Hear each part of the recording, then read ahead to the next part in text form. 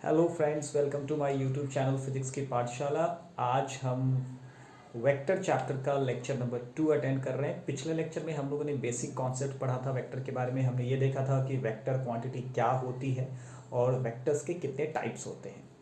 आज हम लोग ये देखने वाले हैं कि अगर आपके पास एक से ज़्यादा वेक्टर दिए गए हैं तो उसको ऐड या सब्ट्रैक्ट कैसे करते हैं, ऐड और सब्ट्रैक्ट करने के बाद उसका रिजल्टेंट कैसे निकालते हैं। ठीक है, तो ये सारी चीज़ें आज हम लोग सीखने वाले हैं। इसको ऐड और सब्ट्रैक्ट करने के बाद क्या रिजल्टेंट आएगा, इसको फाइंड आउट करने के लिए there are many methods, there are many laws and rules, जिसमें सबसे बेसिक मेथड या बेसिक लॉ जो है वो है triangle law of vector addition. तो हम लोग सबसे पहले यही देखेंगे कि ट्राइंगल लॉ से कैसे हम रिजल्टेंट निकाल सकते हैं अगर आपके पास एक से ज़्यादा वेक्टर्स दिए गए हैं ना। इससे पहले कि मैं ये लेक्चर स्टार्ट करूँ, आपको सिखाऊं कि कैसे ये लॉ काम करता है और कैसे हमको रिजल्टेंट निकालना है, प्लीज़ आपके वीडियो के नीचे 3 बटन है, एक है लाइक, एक है सब्सक्राइब और एक है नोटिफिकेशन। प्लीज़ उसको आप सबसे पहले प्रेस कर दीजिए सो दैट आपको आगे अपडेट्स मिलते रहे जैसे जैसे मैं लेक्चर्स अपलोड करते जाऊंगा। चलिए तो स्टार्ट करते हैं। सबसे पहले हम इसका स्टेटमेंट देखते हैं कि ट्राइंगल ऑफ वेक्टर एडिशन क्या होता है। तो पहले स्टेटमेंट मैंने यहाँ पे ऑलरेडी लिख के रखा है आपके लिए। मैं इसको रीड करके इसका मीनिंग पहले बताता हूँ, फिर देखेंगे इसमें मैथमेटिक्स कैसे करना है। ऑलराइट, तो it says that if two non zero vectors are represented by two sides of a triangle in order. Now ये वर्ड जो मैंने यहाँ पे लिखा है काफी इंपॉर्टेंट वर्ड है, इसको ध्यान रखिए, मैं अंडरलाइन कर देता हूँ। क्या बोला? If two non zero vectors are represented by two sides of a triangle in order, इसका मतलब क्या है मैं आपको समझाऊंगा। Then the closing side of I'm so sorry, then the closing side drawn in opposite order.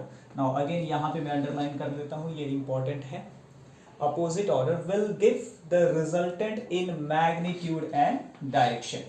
कहने का मतलब ये है कि अगर आपके पास दो वेक्टर हैं और उस दो वेक्टर से आप एक ट्रायंगल बनाने की कोशिश करें जिसका दो साइड यही दो वेक्टर होगा, ठीक है। ट्रायंगल में 3 साइड होते हैं, तो उसमें दो साइड अगर आपने इस वेक्टर को ले लिया इन ऑर्डर।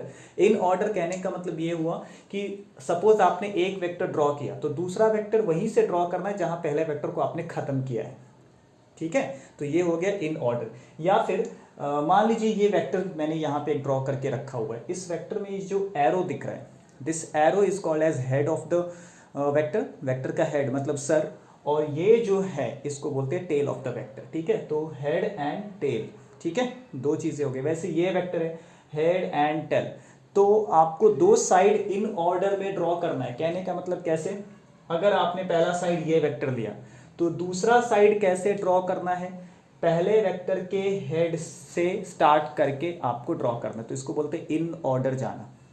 अब देखिए यहां पे क्या बोल रहा है, देन द क्लोजिंग साइड, मतलब जो तीसरा साइड होगा जो अपने को दिया नहीं है वो हमको खुद से निकालना है, ठीक है। तो जो क्लोजिंग साइड होगा अपोजिट ऑर्डर। अपोजिट ऑर्डर कहने का मतलब क्या, अभी तक हमने क्या ऑर्डर फॉलो किया था कि जहां पे एक वेक्टर खत्म होता है वहां पे नेक्स्ट वेक्टर का टेल रहना चाहिए। अब देखिए ये जो तीसरा साइड मैंने यहाँ पे ड्रॉ किया है जो व्हाइट कलर का चौक से दिख रहा है, ठीक है। तो यहाँ पे देखो खत्म क्या हुआ, बी वाला वेक्टर खत्म हुआ था, ये ग्रीन कलर वाला वेक्टर यहाँ पे खत्म हुआ था। तो इसको कैसे ड्रॉ करना चाहिए था, जहां पे ये खत्म हुआ तो इसके हेड पे तीसरे वाले वेक्टर का टेल होना चाहिए, लेकिन टेल नहीं, वहां पे उसका हेड ही है। मतलब आपने क्या कर दिया, इसको आपने इसको अपोजिट ऑर्डर में किया। अगर आप इसको यू ड्रॉ करते, यहां से स्टार्ट करते यहां लाते, तो आप बोलते हैं आप उसी ऑर्डर में जा रहे हैं, इन ऑर्डर जा रहे हैं। तो आप इन ऑर्डर नहीं जाना है, आपको अपोजिट ऑर्डर में जाना है। या फिर ये बोल लीजिए कि ये आपका पहला वेक्टर है, ये आपका दूसरा वेक्टर है। मैं इसका नाम लिख देता हूं, ये अपना पहला वेक्टर है जो कि ए वेक्टर है, ठीक है। और दूसरा वेक्टर जो है ग्रीन कलर से मैंने ड्रॉ किया यहाँ पे, ये बी वेक्टर है, ठीक है। तो दो वेक्टर्स को आपने कैसे ड्रॉ किया, ए के हेड से बी का टेल स्टार्ट हुआ, ठीक है। जो तीसरा क्लोजिंग साइड है वो ए के टेल से स्टार्ट करना और बी के हेड तक, ठीक है। ऐसे भी आप याद कर सकते हैं, पहले वेक्टर के टेल से दूसरे वेक्टर के हेड तक। तो ये जो साइड आपने क्लोज कर दिया, इस ट्राइंगल को क्लोज कर लिया, तो ये तीसरा साइड जो है ये आपको देगा रिजल्टेंट, मतलब इन दोनों को ऐड करने के बाद कितना मिलना चाहिए ना। ये बड़ा इंटरेस्टिंग सा चीज है। देखो यहीं पे आके वेक्टर जो है सो स्केलर से या नॉर्मल नंबर से अलग हो जाता है। नॉर्मली जब आप ऐड करते थे कोई स्केलर क्वांटिटी है, जैसे कि मान लीजिए आपके पास एक क्वांटिटी है temperature of a body T is equal to 40 degree Celsius है, कल हमने देखा था, ये स्केलर क्वांटिटी है। T1 है, मान लीजिए T1 है, ठीक है, किसी बॉडी का टेम्परेचर 40 डिग्री सेल्सियस है, बाई एनी मीन्स उसमें आपने थोड़ा टेम्परेचर और बढ़ा दिया, 20 डिग्री से बढ़ा दिया, ठीक है, तो इसको ऐड करने पे क्या मिलेगा, 60 डिग्री ही मिलेगा। मतलब उस बॉडी का अगर टोटल टेम्परेचर में पूछूं कि क्या हो गया, तो आप क्या बताएंगे, T is equal to T1 plus T2, now its temperature is 40 plus 20 is how much, 60 degree Celsius. Can you think कि इसका टेम्परेचर 60 डिग्री के बजाय कुछ और हो सकता है? नहीं, ये 60 डिग्री ही होगा, ठीक है। तो ये बड़ा ही सिंपल सा चीज है, ये नॉर्मल एडिशन आपको पता है, लेकिन वेक्टर के साथ ऐसा नहीं होता है। अभी एक एग्जांपल देखते हैं, हम लोग वेक्टर के साथ भी देखते हैं कि वेक्टर के साथ क्या ये कभी भी ऐसा 60 वाला फंडा नहीं होगा क्या? अगर आपके पास एक वेक्टर 40 है और एक वेक्टर 20 है, तो क्या वो 60 नहीं होगा? होगा, 60 भी होगा और 60 नहीं भी हो सकता है। तो वो मैं आपको समझाने की कोशिश करता हूँ। तो व्हाट आई डू इज, सबसे पहले तो इसको मैं डायग्राम एक्सप्लेन कर देता हूँ and then I will come back to the discussion. यहाँ पे बोला कि आपको दो वेक्टर को ट्राइंगल बनाना है, दो वेक्टर से आपको ट्राइंगल बनाना है। तो एक वेक्टर आपको ए दे दिया, एक वेक्टर आपको बी दे दिया। जब आप ट्राइंगल ड्रॉ करेंगे तो आपको बहुत ही केयरफुल रहना है ड्रॉ करते समय।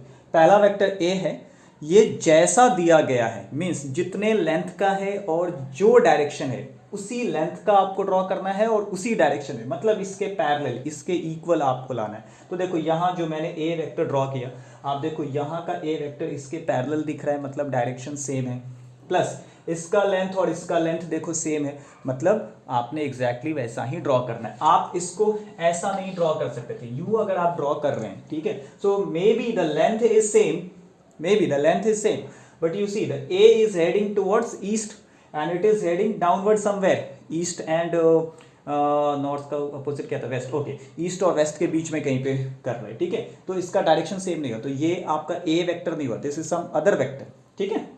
तो आपको यही वेक्टर ड्रॉ करना है, तो उसका आपको मैग्नीट्यूड भी सेम रखना है और डायरेक्शन भी सेम रखना है। अब जहां पे इसका हेड है वहां से दूसरे वेक्टर का टेल स्टार्ट करना है। दूसरा वेक्टर क्या है, बी, ये देखो इधर किधर तो भी जा रहा है, तो देखो मैंने इसके पैरेलल ही बी को ड्रॉ किया है, सबसे पहली बात तो ये। दूसरी बात, इसका जो लेंथ है वही लेंथ यहाँ पे है, ठीक है, तो वो भी मैंने मेंटेन कर लिया। अब तीसरा क्लोजिंग साइड क्या होगा, तीसरा क्लोजिंग साइड होगा अपोजिट ऑर्डर में। अपोजिट ऑर्डर में मतलब ये जो है ऐसे नहीं आएगा, ये ऐसे आएगा, यहाँ इसके टेल से, पहले वाले के टेल से दूसरे वाले के हेड तक मैंने ड्रॉ कर दिया, तो ये अपना आंसर हो गया, ठीक है। अब मान लो कि अगर ये होता ए और बी वेक्टर, मान लो कि फोर्सेस होते, फोर्स हो जाता, ठीक है, तो ये मान लो 5 न्यूटन का होता, मान लीजिए ये 5 न्यूटन का है और ये मान लीजिए 3 न्यूटन का है। तो नॉर्मली जब हम ऐड करेंगे तो क्या बोलेंगे, 5 न्यूटन प्लस 3 न्यूटन, हमने कितना मिलना चाहिए, 8 न्यूटन, लेकिन वो जरूरी नहीं है कि 8 न्यूटन मिले। ऐसा केस है तब तो डेफिनेटली नहीं मिलेगा, 8 मिलेगा, 8 मिलेगा, लेकिन वो कब मिलेगा वो भी मैं आपको समझाता हूँ। लेकिन यहाँ पे ये 8 न्यूटन नहीं आएगा, और चूंकि वो नॉर्मल एडिशन नहीं है, 5 plus 3 is not 8, it can be anything else, and that is why this mathematics is different and it is important to be learn. ये थोड़ा अलग है जो हमको सीखना है, वही मैं आपको सिखाने वाला हूँ। चलिए, तो मैं इस पार्ट को इरेज कर देता हूँ, जो स्टेटमेंट यहाँ पे लिखा गया है, मैं मैथमेटिक्स आपको एक्सप्लेन करता हूँ। अच्छा, उसके पहले हम लोग ये देखते हैं कि क्या हमारा 5 और 3 न्यूटन 8 मिलने वाला है कभी भी या नहीं। तो हाँ मिलेगा, अगर वो दोनों वेक्टर सेम डायरेक्शन में है। तो अगर आपके पास दो वेक्टर्स दिए गए जो सेम डायरेक्शन और सेम लाइन पे हो, ठीक है, जैसे ये आपका ए वेक्टर 5 न्यूटन हो गया, मान लीजिए, मैंने फोर्स लिया इसलिए मैं 5 न्यूटन बोल रहा हूँ, क्योंकि और ध्यान रखेंगे पूरे लेक्चर में मैं जब भी वेक्टर का एग्जांपल लूंगा तो फोर्स और डिस्प्लेसमेंट ही लूंगा, क्योंकि ये दो बेसिक वेक्टर्स हैं, बेसिक क्वांटिटी हैं, जिसके साथ आप बहुत यूज टू हो चुके हैं 9th स्टैंडर्ड से, या उसके पहले से भी आप फोर्स और डिस्प्लेसमेंट पढ़ते आए, इसलिए काफ़ी कंफर्टेबली आप इसको समझ सकते हो, यही रीज़न है, अदरवाइज आप कोई भी चीज़ ले सकते हो ना। दूसरा वेक्टर 3 न्यूटन जो उधर है, लेकिन अगर हमने इसमें यहीं पे बना लिया, ऐसा ही बना लिया, तो ये हो गया आपका ए वेक्टर, ये हो गया आपका बी वेक्टर, ठीक है। तो अब अगर मैं इसका रिजल्टेंट निकालूं, इसको मैं यहाँ पे एरो दे देता हूँ, ठीक है, तो ये 5 न्यूटन प्लस 3 न्यूटन हमको 8 न्यूटन मिल जाएगा, इसमें नो डाउट है। So this is the simple addition, और इसलिए मैंने आपको ये चीज़ सिखाई नहीं, ये सिंपल है कि दोनों जो है एक ही डायरेक्शन में लग रहा है। अगर यहीं पे ये जो दूसरा वेक्टर है, ये दूसरा वेक्टर इस डायरेक्शन में नहीं लगता, अपोजिट डायरेक्शन में लगता। तो पिछले लेक्चर नंबर 1 में मैंने आपको सिखाया था, इफ इन केस आपने लेक्चर नंबर 1 नहीं अटेंड किया है, नहीं देखा है वो वीडियो, तो मैं इस वीडियो में उसका लिंक डिस्क्रिप्शन बॉक्स में डाल दूंगा। आप प्लीज़ लेक्चर नंबर 1 डेफिनेटली देखिए इस लेक्चर के पहले। तो ये जो डायरेक्शन अपोजिट है, मतलब ये कौन सा वेक्टर हो जाएगा, ये अपोजिट वेक्टर। अपोजिट वेक्टर का साइन क्या होता है, माइनस होता है, नेगेटिव साइन। तो हम इसको क्या बोलेंगे, हम इसको -3 न्यूटन बोल सकते हैं। तो उस केस में जब ऐड करेंगे तो वो क्या हो जाएगा, क्या मिलेगा हमको ऐड करके, तो यहाँ पे हमको -3 ऐड करना है, -3 ऐड करना है मतलब 3 न्यूटन इसमें से सब्ट्रैक्ट कर दो, तो अभी ये 2 Newton. This is also very simple, हमको पता है, हमने इधर से कुछ फोर्स लगाया और इधर से कुछ फोर्स लगाया तो इफेक्ट क्या होगा, दोनों एक दूसरे को कैंसल आउट करेंगे क्योंकि अपोजिट डायरेक्शन में। This is very simple thing. लेकिन ये दोनों एग्जाम्पल में हमने क्या देखा, चाहे वो दोनों ईस्ट ईस्ट लग रहे थे या ईस्ट और वेस्ट लगने दो, ईस्ट और वेस्ट होता है ना, करेक्ट है, ईस्ट और वेस्ट लगने दो, उनका लाइन सेम था, एक ही लाइन पे थे, ऐसे इसी लाइन पे थे, एक लेफ्ट से राइट, दूसरा राइट से लेफ्ट, या एक लेफ्ट से राइट, दूसरा भी लेफ्ट से राइट, इसी लाइन पे थे। तो एडिशन या सब्ट्रैक्शन, नॉर्मल एडिशन और सब्ट्रैक्शन जो अब तक आपने पढ़ा है वो ठीक है। लेकिन अभी जो हमने दो वेक्टर देखा, ये ट्राइंगल लॉ में जो हम सीख रहे हैं, दो वेक्टर जो हमने देखा है, ये दो वेक्टर की खासियत क्या है कि ये दोनों वेक्टर जो हैं वो एक लाइन पे नहीं है। आप गौर से देखिए, दोनों वेक्टर के बीच में कुछ एंगल बन रहा है। क्या बता सकते वो एंगल किधर होगा या कितना होगा, कैसे बताएंगे, तो मैं आपको वो ड्रॉ करके बता देता हूं। इन दोनों के बीच कुछ एंगल बन रहा है। So to find how much that angle और वेयर दैट एंगल इज, हमको एक छोटा सा कंस्ट्रक्शन करना पड़ेगा। तो हम लोग यहाँ पे क्या करते हैं, ये ए वेक्टर जो ड्रॉ किया था इसको थोड़ा एक्सटेंड कर लेते हैं हम लोग। अगर हमने एक्सटेंड कर लिया तो ये जो लाइन आपको बन रही है, यहाँ पे देखो, यहाँ जो आपको ये एंगल बन रहा है इस लाइन के साथ, यही बता रहा है दोनों वेक्टर के बीच का एंगल। ये दोनों वेक्टर इतने एंगल पे, हम मान लेते हैं कि ये एंगल थीटा है। क्या मान लिया हमने, ये एंगल थीटा है। तो अभी हम क्या बोल सकते हैं, ये ए वेक्टर और बी वेक्टर क्या है, एक दूसरे के साथ थीटा एंगल पे। इसमें कोई मुश्किल नहीं होनी चाहिए, आपको एकदम क्लियर समझ में आ रहा होगा मेरे ख्याल से। अगर आपको किसी भी तरह का डाउट है तो प्लीज़ कमेंट बॉक्स में अपना डाउट पोस्ट करें, उसका आंसर मैं डेफिनेटली करूंगा कमेंट पढ़ने के बाद। ऑलराइट, तो हमने देख लिया ए वेक्टर और बी वेक्टर जो है सो एक दूसरे के साथ थीटा एंगल पे है। मैं यहाँ पे लिख देता हूँ, ये हमारा ए वेक्टर हो गया और ये हमारा बी वेक्टर हो गया। अच्छा, एक बात मैं आपको रिमाइंड करना चाहूँगा, जो लेक्चर नंबर 1 में हमने पढ़ा था कि हर वेक्टर के अंदर मैग्नीट्यूड और डायरेक्शन होता है, मैग्नीट्यूड और डायरेक्शन होता है। किसी भी वेक्टर को उसके मैग्नीट्यूड और यूनिट वेक्टर के फॉर्म में लिख सकते हैं। अगर आपके पास एक वेक्टर ए है तो हम इसको लिख सकते हैं ए इंटू यू कैप, जहां पे ये कैपिटल ए जो है वो किसको रिप्रेजेंट कर रहा है, मैग्नीट्यूड को, और कैपिटल यू किसको रिप्रेजेंट कर रहा है, इसके यूनिट वेक्टर को, या फिर यू बोल दीजिए इसके डायरेक्शन को रिप्रेजेंट कर रहा है। तो अगर मैं आपसे पूछूं कि ये ए वेक्टर का मैग्नीट्यूड कितना होगा, तो सिर्फ कैपिटल ए आप बोलेंगे, एरो हटा देंगे। या फिर मैग्नीट्यूड लिखने का एक और तरीका होता है, मैग्नीट्यूड को ऐसे भी लिख सकते हैं आप, वो वेक्टर को मॉड में अगर आपने लिखा है, इसका मतलब ये होता है कि ये मैग्नीट्यूड है। ध्यान रखिए, दो तरीके होते हैं मैग्नीट्यूड को रिप्रेजेंट करने का। एक तो आप सिर्फ लेटर लिखो, उसके ऊपर आप एरो या बार मत दो, और दूसरा कि आप एरो बार देना है तो दे दो, आप उसको मॉड के अंदर लिख दो, तो वो मैग्नीट्यूड को रिप्रेजेंट करता है। लाइकवाइज अगर बी का मैग्नीट्यूड अगर मैं पूछूं बी वेक्टर का, तो सीधे आपको बी लिखना है, एरो वहां पे हटा देना है। तो I hope this much is clear. अगर आपको कोई डाउट रह गया इसमें तो आप लेक्चर नंबर 1 फिर से एक बार रिविजिट कर सकते हैं, रिवाइज कर सकते हैं। चलिए, अब हम इसमें निकालेंगे कि इसका रिजल्टेंट कैसे निकालना है। तो हमारा इसमें पहला टॉपिक हो जाएगा मैग्नीट्यूड ऑफ रिजल्टेंट। मैग्नीट्यूड मतलब उसकी वैल्यू, डायरेक्शन भी निकालेंगे, resultant is also a vector, ठीक है, तो उसमें भी मैग्नीट्यूड और डायरेक्शन होगा। तो सबसे पहले हम लोग मैग्नीट्यूड निकालेंगे, तो यहां लिख देते हैं मैग्नीट्यूड। नाउ इसमें एक बात मैं आपको बता देना चाहूंगा, जो मेथड मैं यहाँ पे अप्लाई कर रहा हूँ ट्राइंगल लॉ से मैग्नीट्यूड निकालने का, जनरली आपको टेक्स्ट बुक में ट्राइंगल लॉ से मैग्नीट्यूड और डायरेक्शन निकालने का तरीका नहीं सिखाया जाता है। वो एक नेक्स्ट रूल आप पढ़ेंगे, पैरेललोग्राम लॉ, उसमें निकाला जाता है ना। पैरेललोग्राम लॉ और ट्रायंगल लॉ में कोई ज़्यादा डिफरेंस नहीं है। जब आप ये सीख जाएंगे तो आपको पैरेललोग्राम करना भी आ जाएगा। तो मैं आपको ये भी बता देते हैं कि यूनिक चीज़ें बहुत ज़्यादा यूनिक नहीं, लेकिन हाँ जनरली आपको टेक्स्ट बुक में ट्रायंगल लॉ यहाँ पे ख़त्म कर दिया जाता है, बता दिया जाता है ये हो गया। आप कंपेरेटिवली पता कर लेते हैं कि इतना मैग्नीट्यूड होगा इधर किधर तो भी डायरेक्शन होगा, दैट्स इट। ओके,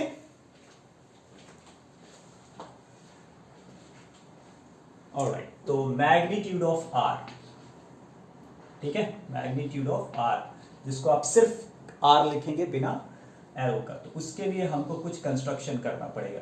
तो पहला कंस्ट्रक्शन हम क्या कर दिए, तो इस वेक्टर को एक्सटेंड कर दिया, और दूसरा हम यहाँ से परपेंडिकुलर ड्रॉ कर देते हैं, यहाँ से एक परपेंडिकुलर ड्रॉ कर देते हैं,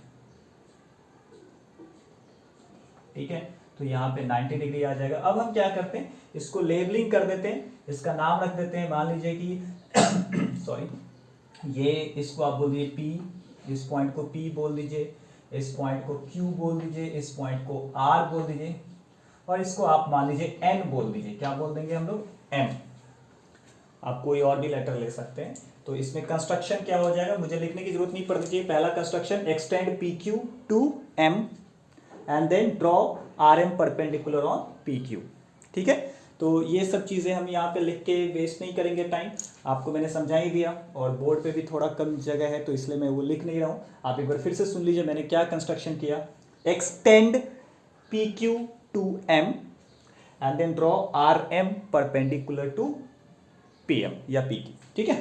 तो जब हमने वो कर दिया तो हमारे इस पिक्चर में हमको 2 या 3 ट्राइंगल्स दिख रहे हैं, ठीक है। 2 राइट एंगल ट्राइंगल तो डेफिनेटली दिख रहा है, एक यहाँ छोटा वाला RNQ ट्राइंगल दिख रहा है, और एक दिख रहा है RNP बड़ा वाला ट्राइंगल दिख रहा है जो कि राइट एंगल है। तो हम एक एक करके उस राइट एंगल ट्राइंगल को कंसीडर करते हैं। तो हम लिखते हैं इन ट्राइंगल, पहला ले लेते हैं हम लोग RNQ, ठीक है, RNQ।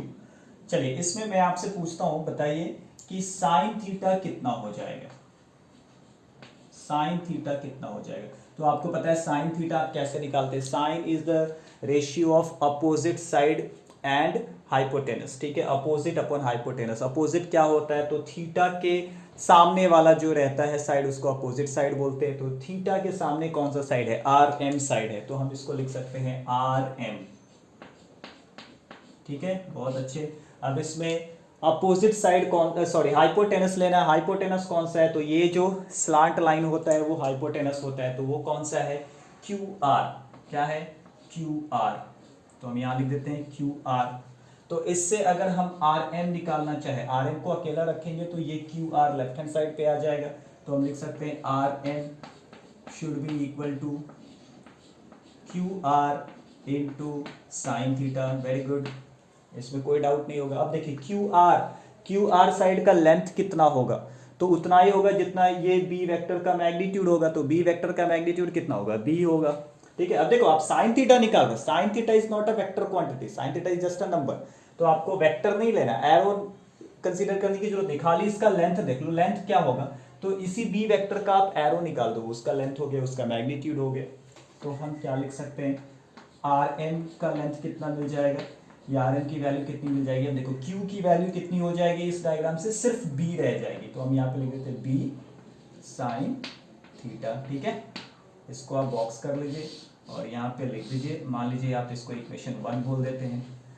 लाइकवाइज अगर मैं आपसे पूछूं कि बताइए कि साइन थीटा तो निकल गया, तो अब कॉस थीटा कितना हो जाएगा, क्विकली बता देंगे आप लोग सब लोग। कॉस थीटा होता है एडजेसेंट अपॉन हाइपोटेनस। तो एडजेसेंट अपना QN है और हाइपोटेनस एक बार फिर से RM है। तो अगर आप इसमें QN निकालेंगे तो क्या मिलेगा, जैसा आपने, आई एम सो सॉरी, यहाँ पे हाइपोटेनस RN नहीं है, यहाँ पे हाइपोटेनस अपना QR है, सो सॉरी। तो जैसे पिछले बार आपने RM निकाल लिया था, अब आप QN कैलकुलेट कर सकते हैं। उसके लिए आप QR को कहाँ सेंड करेंगे, लेफ्ट हैंड साइड में, तो हो जाएगा QR और कॉस थीटा, ठीक है। तो देखिए ये अपने को क्या मिल जाएगा, QN is equal to QR cos theta मिल गया। अभी बताइए QR कितना है, तो हमको मिल गया Q M is equal to Q R का लेंथ कितना हो जाएगा, कहाँ है क्यू आर, बी लेंथ का है, तो ये हो गया बी कॉस थीटा बराबर। ये भी बड़ा ही सिंपल सा है, तो अपने को क्यू एम मिल गया और क्या मिल गया आर एम। तो ये दो चीज़ हम लोग कहीं साइड में लिख के रख लेते हैं, इसकी ज़रूरत हमको पड़ने वाली, मैं यहाँ पे लिख लेता हूँ। हमको मिल गया है सबसे पहले आर एम मिल गया, यहाँ मैं लिख लेता हूँ R M is equal to b sine theta, ठीक है। और हमारे पास है Q M is equal to b cos theta, जहां पे बी क्या है, b is the magnitude of b vector, ठीक है। चलो अब मैं इसको इरेज कर लेता हूं और देखते हैं कि आगे हम लोग क्या करेंगे। इसके बाद जो है हम लोग बड़ा वाला ट्राइंगल कंसीडर करेंगे, जो अपना बड़ा वाला राइट एंगल ट्राइंगल है। जब तक कि मैं इरेज कर रहा हूँ आप क्विकली इस डायग्राम को थोड़ा दिमाग में बिठा लीजिए। डायग्राम में बड़ा वाला ट्राइंगल किधर दिख रहा है वो आप नोटिस कर लीजिए। बड़ा वाला ट्राइंगल जो है उसका नाम है R M P, right angle है आर एम पी, ठीक है। चलिए उसके पहले छोटे वाले ट्राइंगल की जरूरत शायद मुझे एक बार फिर से पड़ सकती है। छोटे वाले ट्राइंगल में हम उसको कंटिन्यू करते हैं, पहले छोटे वाले ट्राइंगल को कंटिन्यू करते हैं और उसी में हम लोग पाइथागोरस थ्योरम अप्लाई करते हैं। तो पाइथागोरस थ्योरम आपको पता है क्या होता है, hypotenuse square is equal to side one square plus side two square. So using Pythagoras theorem, using Pythagoras theorem, तो हाइपोटेनस क्या है, क्यू आर है, तो आप लिख सकते हैं Q R square is equal to side one plus side two. Side one क्या है क्यू एम और साइड टू क्या है आर एम, तो आप इसको लिख सकते हैं क्यू एम स्क्वायर प्लस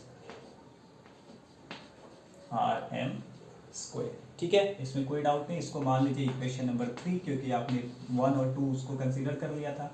अब आप बड़े वाले ट्राइंगल को नोटिस करेंगे। सो नाउ इन ट्राइंगल, कौन सा ट्राइंगल, बड़ा वाला आर एम पी, इस ट्राइंगल में आप देखिए अगर पाइथागोरस थ्योरम लगाएंगे तो आप कैसे लिख सकते हैं पाइथागोरस थ्योरम।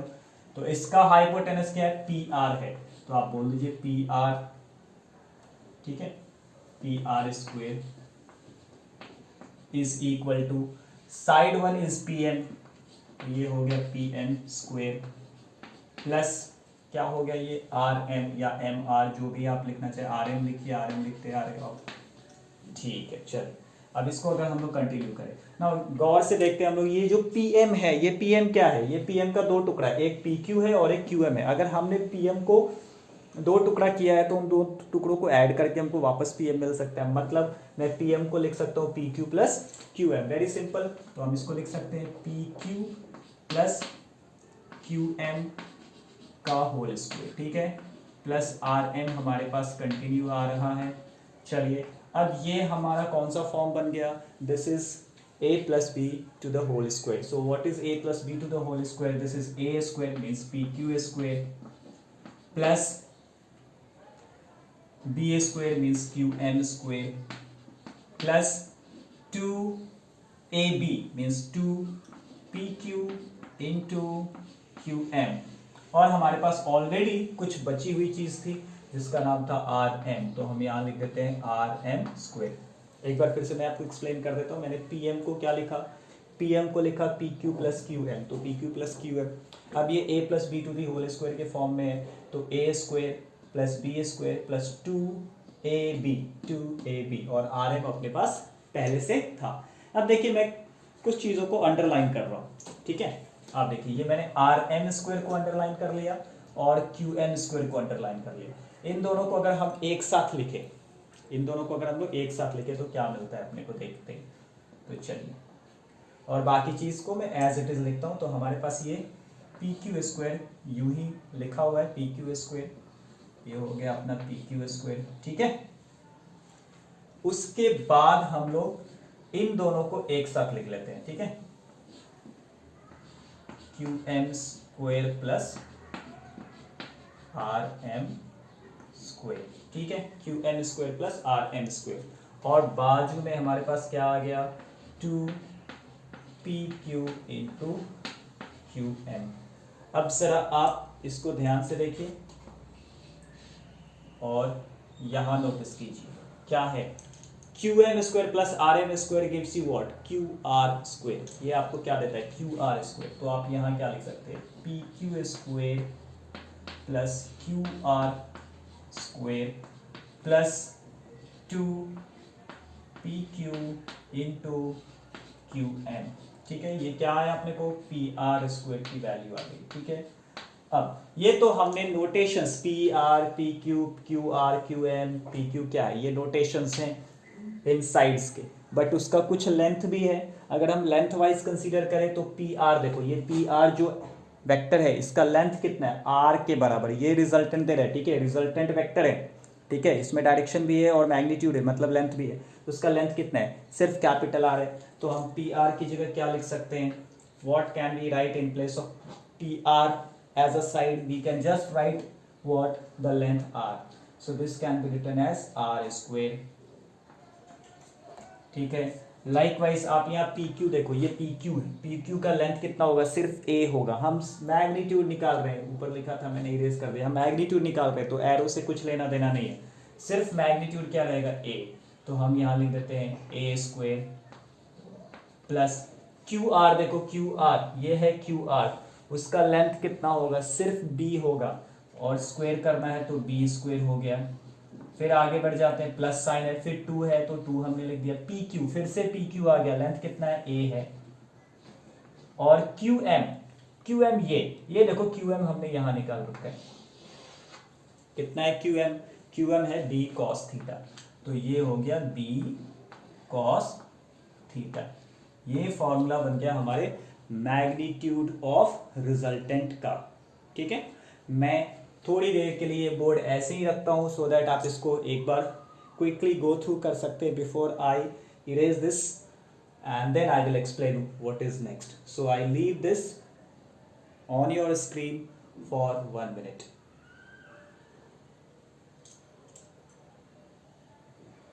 आप इसको ध्यान से पढ़िए,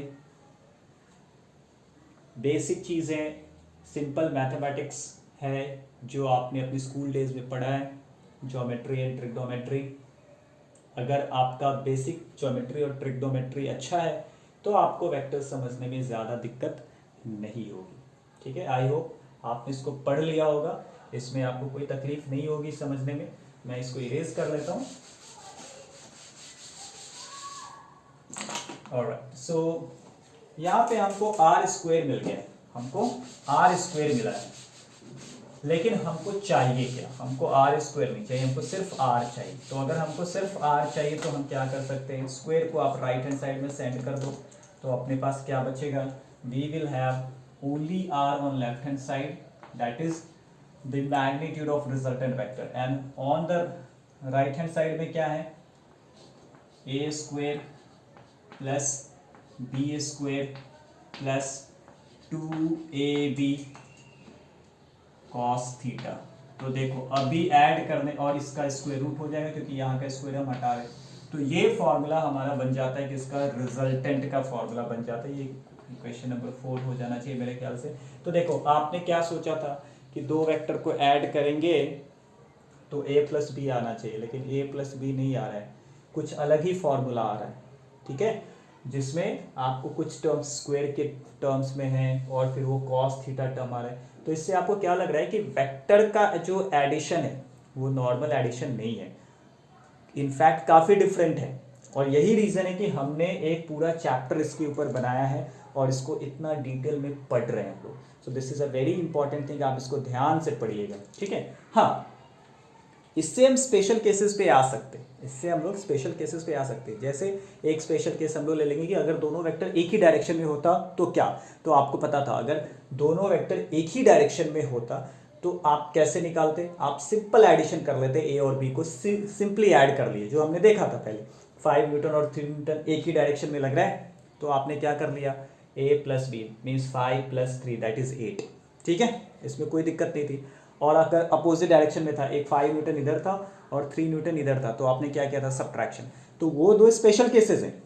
ये जनरल केस मतलब ए और बी के बीच में कुछ भी रैंडम एंगल हो सकता है, वो कितने भी एंगल पे ओरिएंटेड हो सकते हैं। ठीक है, तो अगर हम लोग इसमें एक स्पेशल केस देखें कि अगर वो एक ही डायरेक्शन में होते या अपोजिट डायरेक्शन में होते तो जो रिजल्ट हमने सोच रखा था क्या हमको वो रिजल्ट मिलता है, ये हम लोग जानने की कोशिश करते हैं। ठीक है, तो हमको ऑलरेडी आंसर तो पता है कि अगर वो एक ही डायरेक्शन में होंगे तो सिंपली a प्लस बी आ जाएगा, और अगर वो अपोजिट डायरेक्शन में होंगे तो वो a माइनस बी आ जाना चाहिए। तो देखते हैं कि हम लोग इस रिजल्ट से उस रिजल्ट पे पहुंच पाते हैं या नहीं।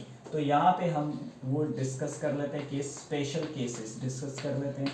ठीक है, ये बहुत इंपॉर्टेंट है, आपको आपकी बोर्ड एग्जाम्स में पूछे जाते हैं और इसके ऊपर आपको जेई या नीट या फिर सीईटी के एंट्रेंस एग्जाम से भी इसके ऊपर बहुत अच्छे अच्छे क्वेश्चंस पूछे जाते हैं। तो हम लोग केस नंबर 1 देखते हैं कि अगर दोनों एक ही डायरेक्शन में होते, ए और बी एक ही डायरेक्शन में होते, मतलब उनके बीच का एंगल कितना हो जाता है, क्विकली बताइए, 0 डिग्री होता। कितना हो जाता है, 0 डिग्री। तो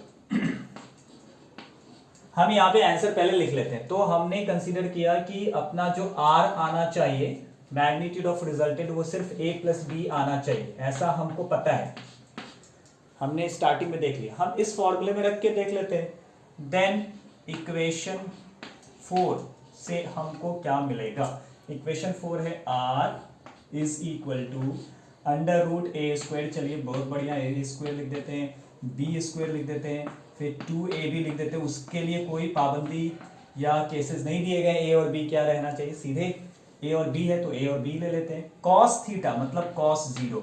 अब जैसा कि मैंने आपको बोला कि अगर आपका ट्रिग्नोमेट्री और ज्योमेट्री बेसिक्स क्लियर है तो आप ये वेक्टर आसानी से पढ़ सकते हैं। तो आपने सीखा अपने 9th स्टैंडर्ड में cos 0 की वैल्यू कितनी होती है, cos 0 की वैल्यू होती है 1। कितनी हो जाती है, 1। तो वहां अगर हमने cos 0 को 1 ले लिया तो ये सीधे क्या बनेगा, 2ab। तो हमारे पास हो जाएगा a square plus b square plus 2ab। बहुत बढ़िया। अभी देखो ये स्क्वायर रूट है, स्क्वायर रूट के अंदर में क्या आ गया, a square plus b square plus 2ab क्या होता है, a square plus b square plus 2ab क्या होता है, a plus b to the whole square होता है। बहुत सिंपल सा मैथमेटिक्स है। Again I am telling you, basic mathematics आप क्लियर रखिए, ये हो जाएगा आराम से। तो आप इसको सिंपली लिख सकते हैं a plus b to the whole square, और इसके ऊपर एक स्क्वायर रूट भी है। देखिए क्या मिल गया अपने को, किसी टर्म का स्क्वायर और उसका स्क्वायर रूट भी हो तो स्क्वायर और स्क्वायर रूट एक दूसरे को नलीफाई कर देते हैं, मतलब ये स्क्वायर हट जाएगा और ये रूट भी हट जाएगा, क्योंकि आपको सेम चीज़ का स्क्वायर है और उसका स्क्वायर रूट भी करना है। तो हमको पता है आंसर सिर्फ वही चीज़ आएगी जो उसके अंदर इंटिटी बची रहती है, आपको सिर्फ उतना ही आंसर आएगा। तो इसके अंदर क्या बचा हुआ है, अंदर सिर्फ a प्लस बी बचा हुआ है। तो आप इसको सिंपली क्या लिख सकते हैं, therefore r should be equal to simply a and b का नॉर्मल एडिशन।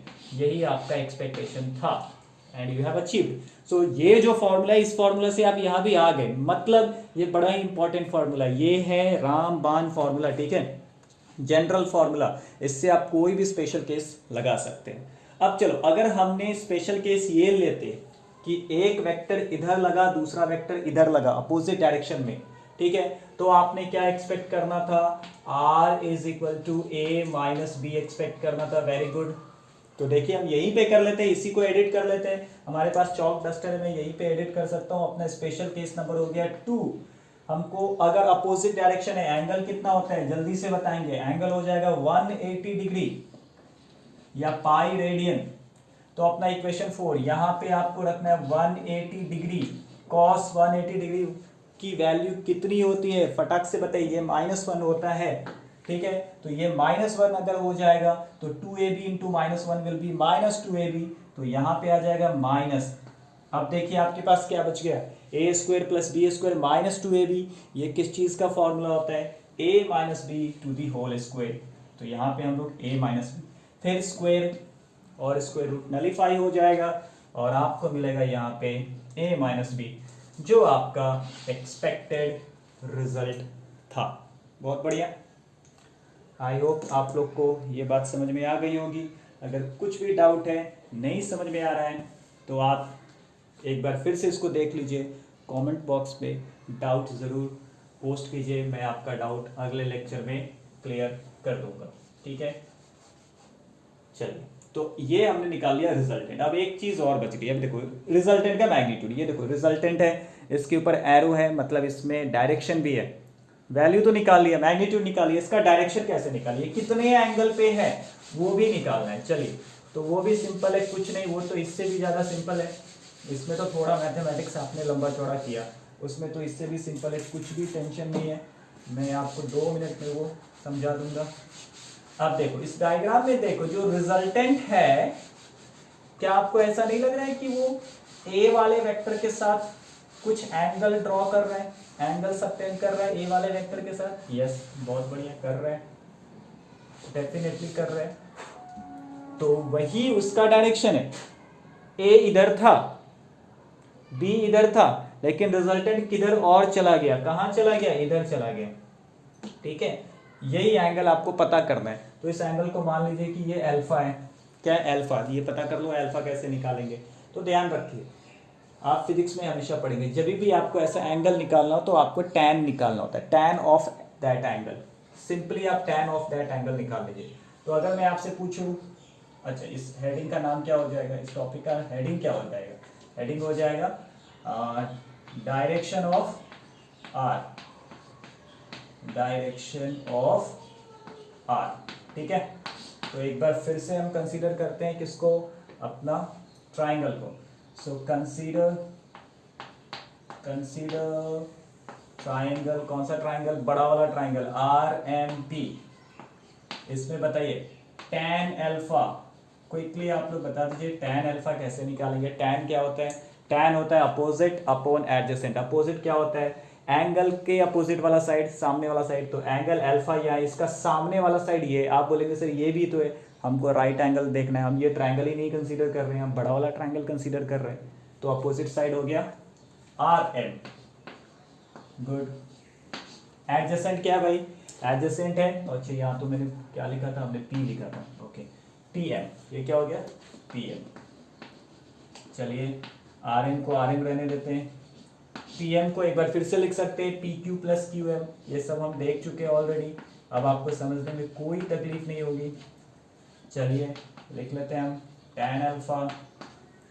RM देखो आपके बोर्ड पे कहीं दिख रहा है, RM आपने निकाल रखा है ऑलरेडी भाई, यहाँ पे RM निकाल रखा है आपने, कितना निकाला है, B साइन थीटा। तो RM की जगह हम लिख सकते हैं B साइन थीटा। ठीक है, अब आता है PQ। PQ क्या है भाई, PQ A है, आपको एरो नहीं लिखना है, आपको ये टैन है, टैन क्या होता है, एक नंबर है, तो आपको एरो डालने की जरूरत नहीं है, उसका एंगल ही बता दे रहा है डायरेक्शन, तो आपको वहाँ पे एरो देने की जरूरत नहीं है, सीधे आप इसमें BA लिखेंगे। फिर क्या है QM, भैया आपने यहाँ निकाला है QM क्या है, B cos थीटा है। तो देखिए ये फॉर्मूला हो गया डायरेक्शन का। आपको सिर्फ अगर अल्फा चाहिए रहेगा तो आप टैन को उधर भेज देंगे, तो ये हो जाएगा टैन इनवर्स, और ये सारी चीजें जो आपने लिख रखी है यहाँ पे, B साइन थीटा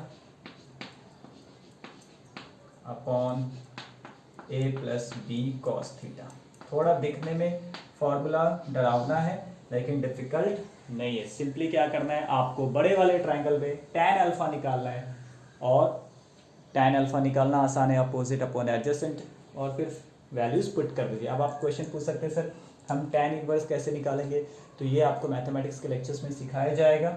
आप लॉग टेबल से भी निकाल सकते हैं, ठीक है, और कैलकुलेटर से भी निकाल सकते हैं, लेकिन कैलकुलेटर आपको एग्जाम में अलाउड नहीं होता है। आप जब भी मैथ्स का लेक्चर किसी भी टीचर का आप अटेंड करेंगे, आपके कॉलेजेस में, आपके क्लासेस में, या फिर आप यूट्यूब लेक्चर्स भी देख सकते हैं, उसमें लॉग टेबल से कैसे टैन का वैल्यू, टैन इनवर्स का वैल्यू कैलकुलेट करते हैं, वो आपको सिखाया जाएगा। सो this is not a task, this is very simple thing, only important task is remembering this formula. ये फॉर्मूला आपको ध्यान में रहना चाहिए, ठीक है।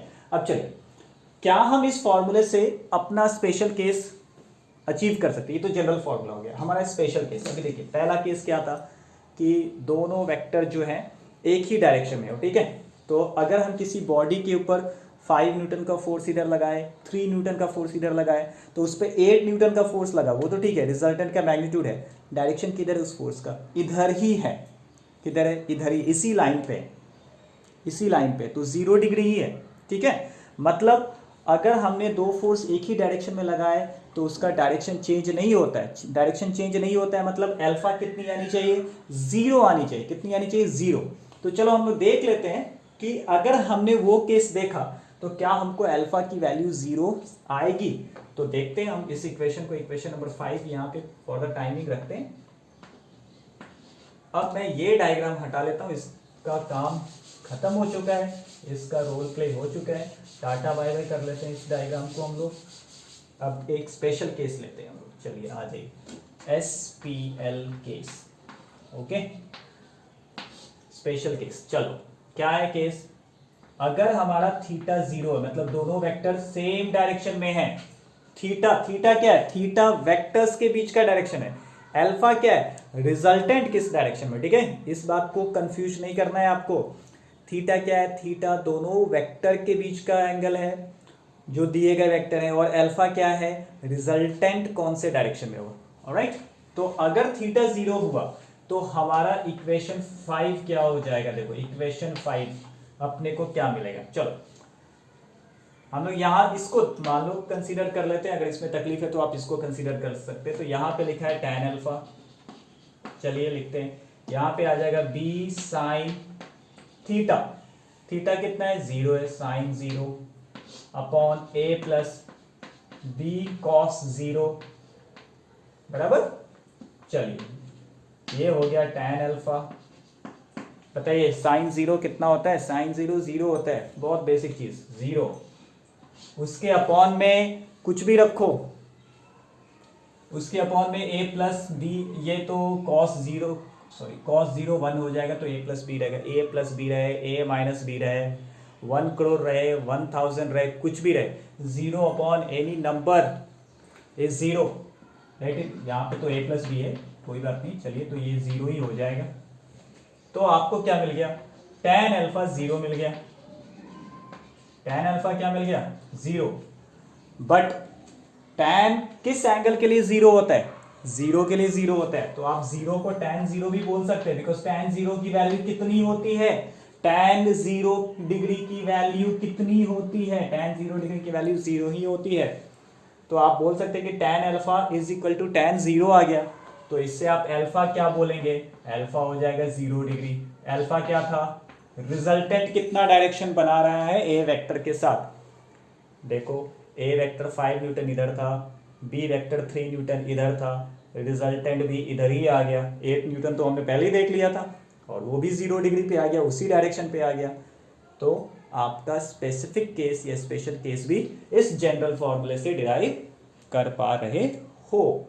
तो ये था आपका ट्राइंगल लॉ, बहुत ही सिंपल है, इसमें कुछ टेंशन नहीं है। आपको अगर ये कुछ भी डाउट रहा होगा तो आप कमेंट बॉक्स में तो डेफिनेटली डालिए और इस वीडियो को एक बार रिवाइज करके देख लीजिए। हाँ, यहाँ पे मैं आपको सजेस्ट नहीं करूँगा कि आप टेक्स्ट बुक को फॉलो करके करो, बिकॉज टेक्स्ट बुक में ये डेरिवेशन ट्राइंगल लॉ के लिए नहीं है लेकिन पैरेललोग्राम लॉ के लिए ज़रूर है। तो अगर आप उसके बीच में रिलेशन पता कर पाते हैं खुद से तो बहुत अच्छी बात है, अगर नहीं कर पाते हैं so that I will explain you in next class. ठीक है, तो आज के लेक्चर पे हम लोग इतना ही रहने देंगे, आगे की चीज़ हम लोग अगली क्लास में पढ़ेंगे। इससे पहले कि मैं ये लेक्चर को बंद करूँ, आपसे ये गुजारिश है कि आप प्लीज़ सब्सक्राइब ज़रूर करें और नोटिफिकेशन बेल को भी आप प्रेस कर दें सो दैट आपको खुद ब खुद पता चलते रहे कि हमारा नया लेक्चर या अगला लेक्चर कब आने वाला है। ठीक है, तो इन्हीं शब्दों के साथ मैं अपने लेक्चर को यहीं पे ख़त्म करता हूँ। आपसे एक बार फिर से मुलाकात होगी अगले लेक्चर में, तब तक के लिए हंसते रहिए, मुस्कुराते रहिए and take care. Tata and bye bye.